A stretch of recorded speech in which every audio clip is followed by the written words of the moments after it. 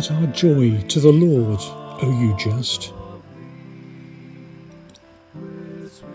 For praise is fitting from the upright. Give thanks to the Lord upon the harp.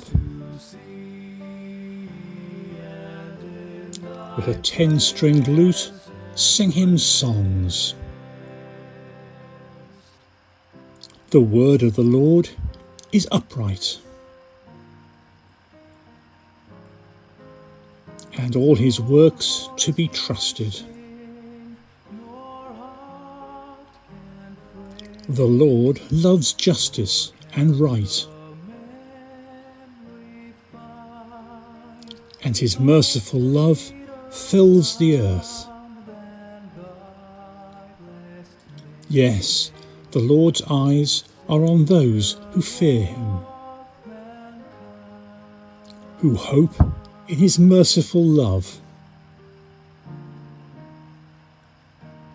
to rescue their soul from death, to keep them alive in famine.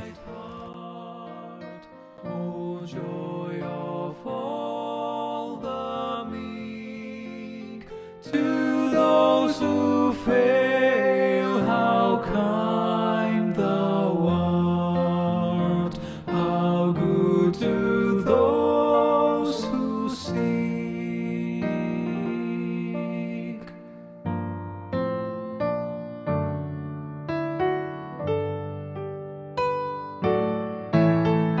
Jesus, our only joy, be thou, as thou our pride shall be. Jesus, be thou our glory now and through eternity.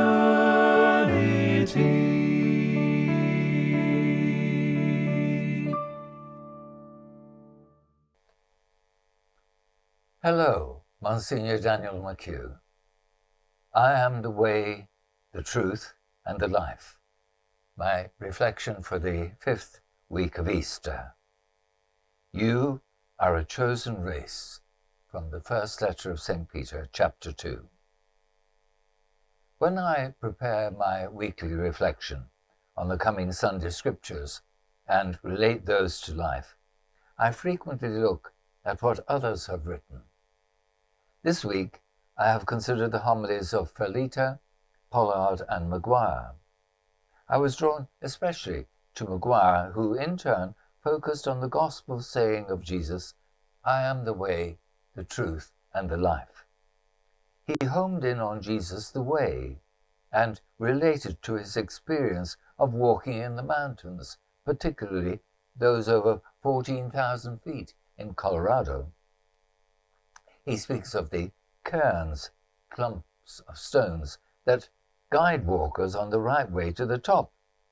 Of course, I have my own experience of walking in the mountains, and my thought turned to Cawdor Idris, just outside Dolgelly, mid-Wales. The cairns are important there, especially when the route is a bit unclear, in mist and buffeting from the winds, and large cairns are most welcome. The role of Jesus and his teaching in life is very much that of a cairn that guides us along the right path. As it happens, in our ongoing reading from the first letter of St. Peter, Jesus is identified as the cornerstone of the house, and we are spoken of as living stones, called, and I quote, to proclaim the excellencies of him who called you out of darkness into his marvelous light. We know so well that this is challenging, and we are grateful for the guidance of the Church in proclaiming Christ by our lives.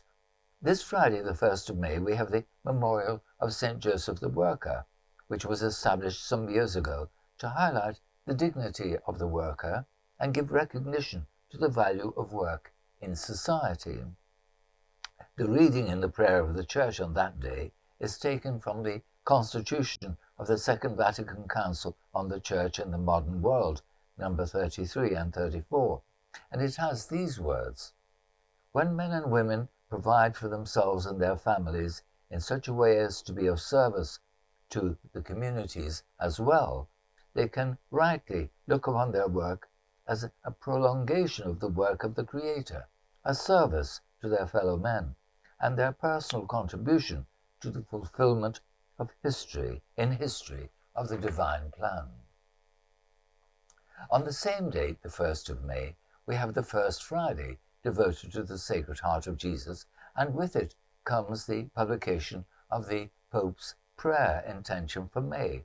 Its headline is "That everyone might have food," and the intention, "Let us pray that everyone, from large producers to small consumers, be committed to avoid wasting food and to ensure that everyone has access to quality food." McHugh, in his homily, says, "When we gather around the table each Sunday, we come together to pray and worship as a community. But it is in the world of our daily lives that we live out this liturgy as individuals. It is in our homes, offices, and schools that we show the world what we learn from being here at church. It is outside of this church building that we are church, the people of God.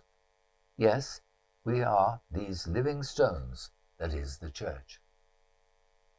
This reflection will be incorporated in the video Burning Bush, and preparing it involves sourcing music and pictures.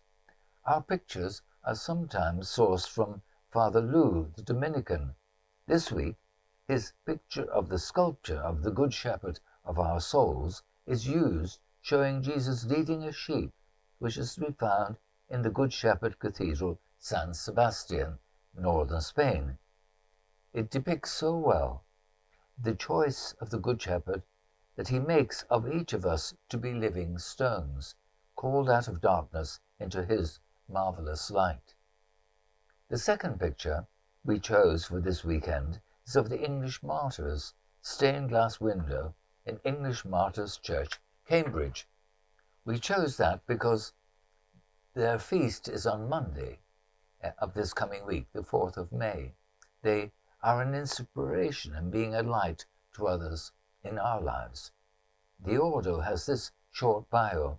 This feast celebrates the many men and women who suffered for their faith in England between 1535 and 1680 and have subsequently been recognized by the Church. These included priests, both secular and religious, as well as laity, who were prepared to shelter them, to arrange secret masses, and to witness the faith.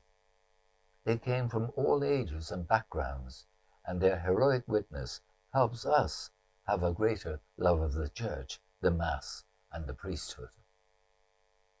May we point the way to Christ, for we are living stones of the Church of Christ.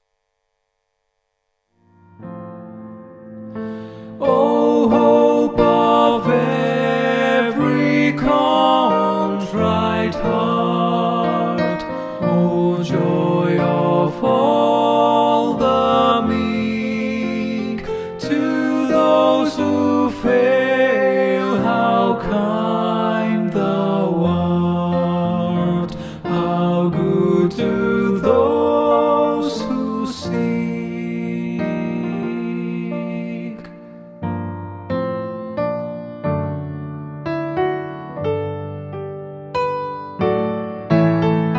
Jesus, our only joy, be thou, as thou our pride shall be. Jesus, be thou our glory now and through eternity.